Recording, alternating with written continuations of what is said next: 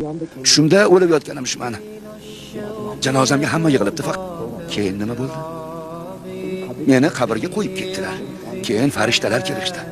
Bittasi bu sharofxo'r, badbaxt bir banda dedi. Ikkinchisi esa ha, dunyoda nima uchun yashaganini, o'lganidan so'ng qanday qilib hisob berishini unutganlardan dedi. Meni tutib jahannamga olib ketishayotganda birdan Abu Turob hazratlar yetib keldilar va uni qo'yib yuboring, u menikidir dedilar. Farishtalar Abu Turobga siz Alloh taoloning avliyo bandalaridan sizni ranjitmaymiz, ammo bu banda amal daftarini gunohlar bilan to'ldirib do'zaxga bo'ldi dedilar. Yig'lama Suhayl. Abu Turob uni dunyoga qaytaring, tavba etishga men kafilman deyishlari bilan Abu Turobning kafilligi qabul etildi deya bir ovoz eshitdim. Do'stim, tushing muborak bo'lsin inshaalloh. Yaxshilik alomatidir. Bu tush yomonliklardan qutulib haqiqiy iymonga erishishingga bir ishoratdir.